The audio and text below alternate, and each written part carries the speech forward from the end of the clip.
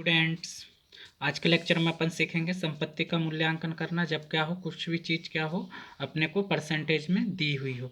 तो आज की प्रॉब्लम क्या है, एक प्रथम श्रेणी 30 वर्ष पुराना भवन राजधानी के मुख्य मार्ग पर 200 वर्ग मीटर भूखंड पर निर्मित है।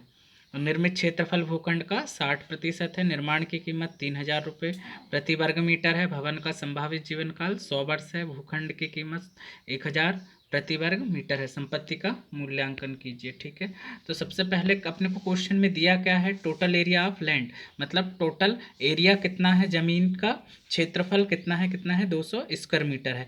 एरिया ऑफ कंस्ट्रक्शन मतलब जो निर्मित क्षेत्रफल है या जिस पर बिल्डिंग बनी है वो कितनी जगह में पर बनी है, इस टोटल क्षेत्रफल के 60% पर, कितने पर 60% पर। तो टोटल एरिया जो दिया है उसका 60% पर क्या बना है, कंस्ट्रक्टेड एरिया है, मतलब निर्माण क्षेत्रफल है। तो क्या है इसका 60% मैंने निकाला, कितना आ गया 120, मतलब टोटल जमीन कितनी है 120, उस पर से जो भी भवन बना है वो कितने पर बना है 120 स्क्वायर मीटर पर बना है। ठीक है, तो अब क्या निकालना है, कॉस्ट ऑफ लैंड, मतलब जमीन की कीमत। जमीन की कीमत क्या होगी, जमीन कितनी है 200 और एक वर्ग मीटर की कीमत कितनी दी है क्वेश्चन में, 1000 रुपये प्रति वर्ग मीटर दी है। तो जमीन की कीमत कितनी आ जाएगी, 2 लाख रुपये समथिंग आ जाएगी। ठीक है, फिर अगला क्या निकालते हैं अपन, जब भी संपत्ति का मूल्यांकन करते हैं तो मैंने 3 बातें बताई है, cost of land, cost of construction और डिप्रिसिएशन निकालते हैं। फिर लास्ट में क्या निकालते हैं, property of valuation of property. ठीक है, तो समझ आ गया होगा। कॉस्ट ऑफ कंस्ट्रक्शन, तो कॉस्ट ऑफ कंस्ट्रक्शन का एरिया कितना है 120 और इसकी रेट कितनी दी है 3000 प्रति वर्ग मीटर दी है निर्माण की कीमत। तो टोटल ये कॉस्ट ऑफ कंस्ट्रक्शन या निर्माण की लागत आ जाएगी। ठीक है, अब क्या क्या निकाल लिया है, कॉस्ट ऑफ लैंड निकाल लिया है, कॉस्ट ऑफ कंस्ट्रक्शन निकाल लिया। अब क्या निकालना है, डिप्रिसिएशन। तो डिप्रिसिएशन का फॉर्मूला मैंने बताया है, D is equal to P, bracket के अंदर 100 माइनस आर डी अपॉन 100 की होल पावर एन। तो पी क्या होता है, जो भी कॉस्ट ऑफ कंस्ट्रक्शन होती है, हमेशा ये बात ध्यान रखना कि पी हमेशा क्या होगा, जो भी कॉस्ट ऑफ कंस्ट्रक्शन या निर्माण की लागत को ही रखना है। आर डी का मान क्या माना है 1, क्योंकि मैंने हमेशा बोला है कि जब भी संपत्ति के का मूल्यांकन करना है, अगर क्या है एज नहीं दिया है, क्या है पूरी एज नहीं दी बिल्डिंग का, तो टोटल एज कितना मानना है अपने को, हमेशा 100 ईयर मानना है। और अभी तक बिल्डिंग की आयु कितनी हो गई है, कितनी साल पुरानी है, 30 साल पुरानी, तो एन का मान कितना हो जाएगा 30। तो ये डिप्रिसिएशन के फॉर्मूले में अपने सारी वैल्यू रख दी, तो डिप्रिसिएशन कितना आ गया है, ये इतना आ गया है। तब क्या है अगला पॉइंट में क्या निकालना है अपने को, वैल्यूएशन ऑफ प्रॉपर्टी। तो वैल्यूएशन ऑफ प्रॉपर्टी का फॉर्मूला मैंने पहले ही बताया कि cost of land plus depreciation. तो कॉस्ट ऑफ लैंड भी निकाल लिया अपने, डिप्रिसिएशन भी निकाल लिया, तो दोनों को ऐड किया तो वैल्यूएशन ऑफ प्रॉपर्टी। तो हमेशा याद रखना कि वैल्यूएशन में क्या क्या है, जब भी वैल्यूएशन करना है संपत्ति का मूल्यांकन, अगर ये वर्ड दिखता है तो सबसे पहला काम कॉस्ट ऑफ लैंड निकालना, दूसरा कॉस्ट ऑफ कंस्ट्रक्शन निकालना, तीसरा डिप्रिसिएशन निकालना और चौथा वैल्यूएशन ऑफ प्रॉपर्टी। और सबके फॉर्मूले मैंने तुम्हें बता दिए। ठीक है, ये प्रॉब्लम सबको समझ आई होगी। तो अगली प्रॉब्लम देखते हैं कि क्या है कि 30 वर्ष पश्चात 1800 रुपये प्राप्त करने के लिए 9% ब्याज की दर से कितनी शोधन निधि जमा करनी होगी।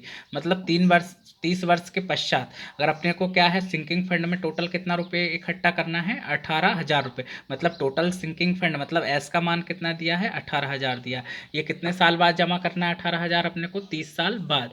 तो और ब्याज की दर कितना बोला है उसने, 9%। तो अपने को शोधन निधि की जो इंस्टॉलमेंट होगी वो कितनी होगी, वार्षिक जो इंस्टॉलमेंट होगी कितना रुपए जमा करना पड़ेगा। ठीक है, तो क्या है कि एस बराबर कितना दिया है, एस क्या रहता है कि जितना भी टोटल अपने को अमाउंट बिल्डिंग को दोबारा से बनाने के लिए जमा करना है उसे क्या बोलते हैं, एस बोलते हैं। ठीक है, और आई क्या है, ब्याज की दर है। ठीक है, एन क्या है, एज ऑफ बिल्डिंग है अभी प्रेजेंट में। ठीक है, तो सिंकिंग फंड का फॉर्मूला क्या होता है अपने को, तो आई निकालना, ये क्या है वार्षिक शोधन निधि की किस्त है या वार्षिक एनुअल सिंकिंग फंड की किस्त है। ठीक है, तो आई बराबर क्या होता है, एस आई अपॉन 1 प्लस आई की पावर एन माइनस 1।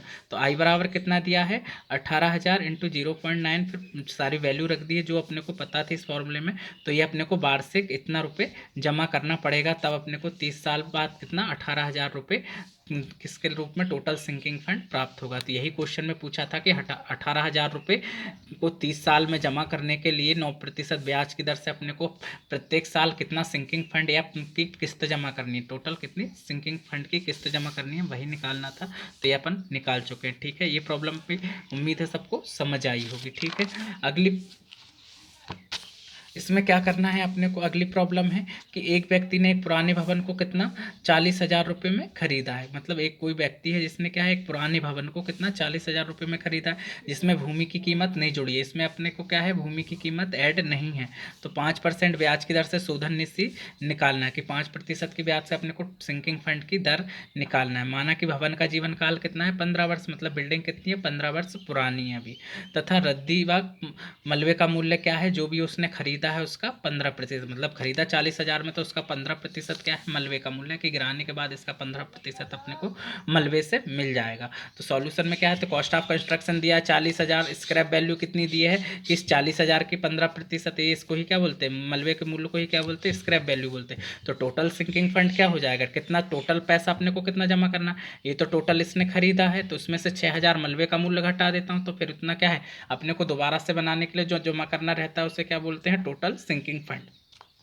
तो 6,000 क्यों घटाया सबको समझ आ गया होगा, क्योंकि मैंने क्या बोला है कि जो भी अपने को लास्ट में जब बिल्डिंग ढह जाएगी उसको बनाने के लिए अपन दो चीज़ों से क्या है जमा करते हैं, एक तो सिंकिंग फंड से और दूसरा मलबे के मूल्य से। तो मलबे का मूल्य अपने को पता है और अपने को टोटल क्या है प्रेजेंट वैल्यू पता है, प्रेजेंट से अगर मैं ये मलबे का मूल्य घटा दूं तो फिर अपने को जो बचेगा 34,000 रुपये क्या है अपने को किससे सिंकिंग फंड से जमा करना है, और 6,000 किससे जमा करना है अपने को मलबे के मूल्य से जमा करना है। ठीक है, तो एस का मान कितना हो जाएगा 34,000। तो हमेशा जब भी मलबे का मूल्य दिया हो और संपत्ति का मतलब कितनी जो भी संपत्ति का प्रेजेंट रेट पता हो तो उसको उससे घटाने के बाद जो बचता है वो क्या होता है एस का मान होता है। ठीक है, आई का मान भी दिया है, एन का मान 15 वर्ष दिया है, सिंकिंग फंड फॉर्मूले में रखा तो अपना ये कितना आ गया 1575.64 रुपये आ गया है। ठीक है, तो ये आज के लेक्चर में इतना। ठीक है, 3 क्वेश्चन सबको समझ आए होंगे, और नहीं आते हैं तो बार बार देखा करो, क्वेश्चन करने की कोशिश किया करो। मेरे को लगता है कि अधिकतर बच्चे इसको पर ध्यान नहीं दे रहे हैं। ठीक है, बाद में बहुत प्रॉब्लम आएगी, इसलिए ध्यान से सबको पढ़ना है और समझना है। ठीक है, थैंक यू।